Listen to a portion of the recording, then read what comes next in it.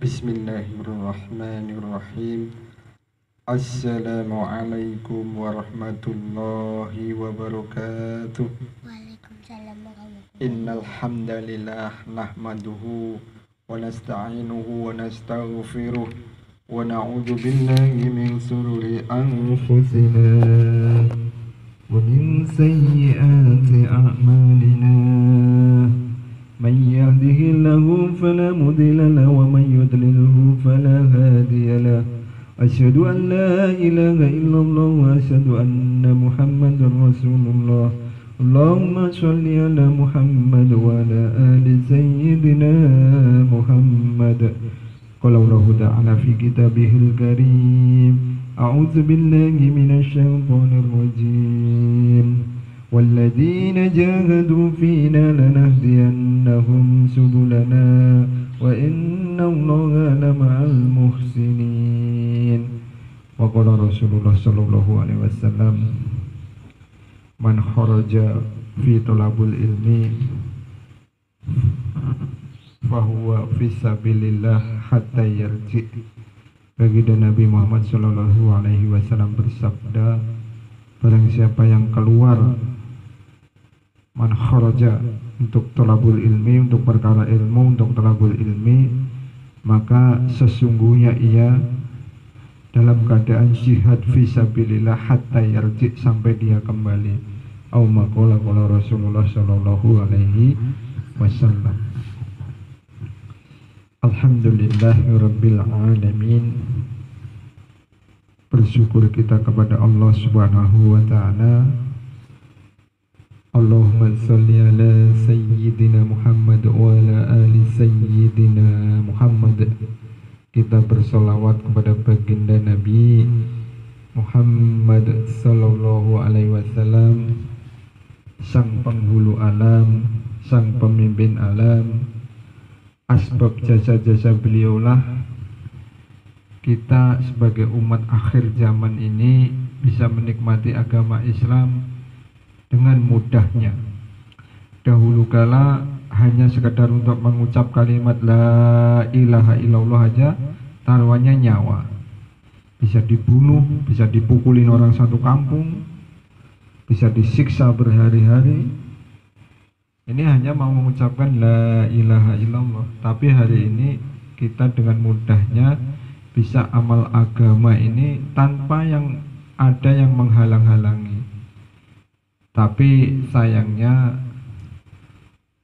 dengan begitu mudahnya ini kita untuk amal agama, untuk menghidupkan agama, untuk mengamalkan agama ini, malah daripada kita ini banyak yang lalai, banyak yang belum mampu mengamalkan ini agama ya. Jadi kita harus belajar agar kita diberi kefahaman dalam agama ini. Ayyuridillahi bihi khairan yufaqihu fiddin.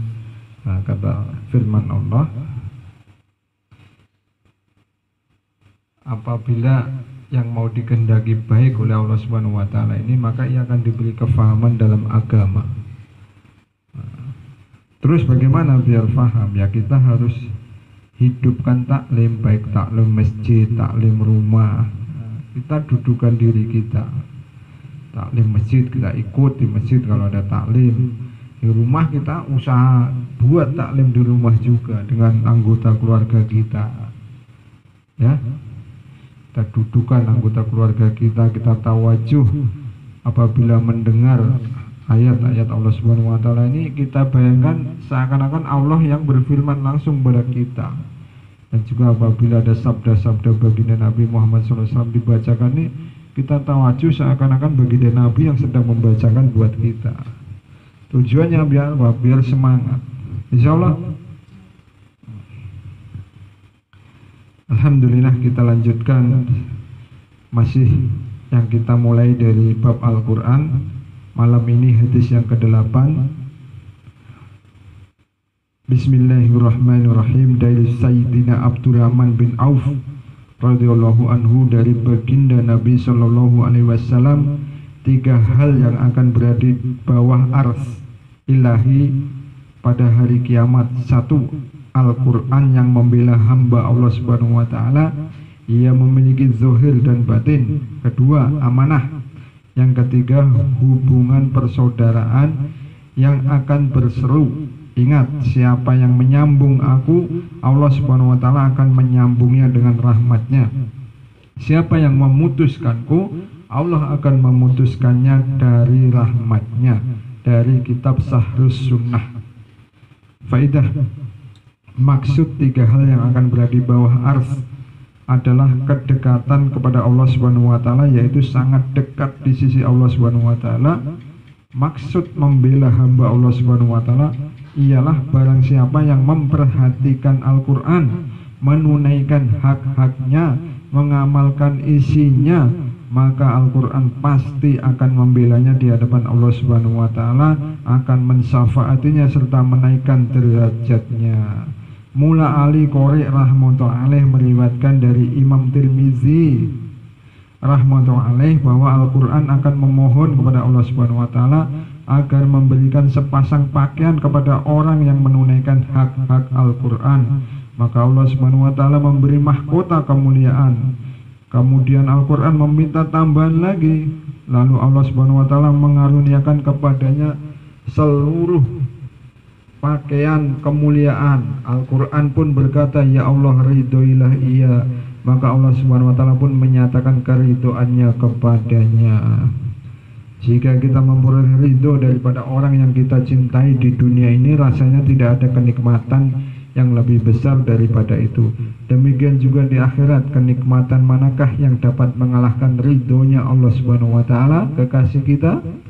Mereka yang tidak mematuhi hak-hak Al-Quran, Al-Quran akan menuntutnya. Apakah engkau sudah menghormatiku? Apakah engkau sudah menunaikan hak-hakku? Tertulis dalam Syarah Ihya, Imam Abu Hanifah rahmatullahi berkata, hak Al-Quran adalah dikhatamkan 2 kali dalam setahun. Masya Allah. Al-Quran ini kalau kata Imam Abu Hanifah, haknya dikhatamkan 2 kali dalam setahun. Astagfirullah, kita banyak istighfar, belum mampu. Mereka yang melalaikan Al-Quran hendaknya memikirkan masalah ini, yaitu bagaimanakah kita menjawab tuntutan yang sekeras itu, padahal maut pasti akan datang dan tidak ada tempat untuk lari darinya. Adapun maksud ia memiliki zahir dan batin. Zahir maksudnya makna Al-Quran yang dapat dipahami oleh semua orang, sedangkan batin maksudnya makna Al-Quran yang tidak dapat setiap orang dapat memahaminya. Dalam hal ini baginda Rasulullah SAW bersabda, barang siapa menafsirkan Al-Quran dengan pendapatnya sendiri, maka ia telah melakukan kesalahan meskipun pendapatnya itu benar. Sebagian ulama mengemukakan bahwa maksud zahir Al-Quran adalah lafaz-lafaz Al-Quran yang dibaca oleh semua orang, sedangkan batin Al-Quran adalah makna dan maksud yang terkandung dalam Al-Quran yang dapat dipahami sesuai dengan tingkat kemampuan masing-masing. Sayyidina Ibnu Mas'ud radhiyallahu anhu berkata, jika kalian menginginkan ilmu, maka pikirkanlah dan renungkanlah makna-makna Al-Quran, karena di dalamnya terkandung ilmu orang-orang dahulu dan sekarang.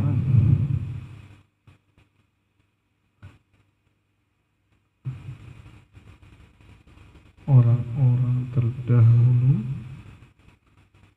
dan sekarang. Namun untuk dapat memahami maknanya, kita pasti menunaikan syarat dan adab-adabnya terlebih dahulu. Jangan seperti zaman kita sekarang, bahkan yang lebih parah lagi hanya sekedar melihat kelewat. Jangan seperti zaman kita sekarang ini hanya bermodalkan pengetahuan tentang beberapa lafaz bahasa Arab. Bahkan yang lebih parah lagi hanya sekedar melihat terjemahan Al-Quran. Seseorang berani berpendapat mengenai Al-Quran. Para ulama berkata dalam menafsirkan Al-Quran diperlukan keahlian dalam 15 bidang ilmu.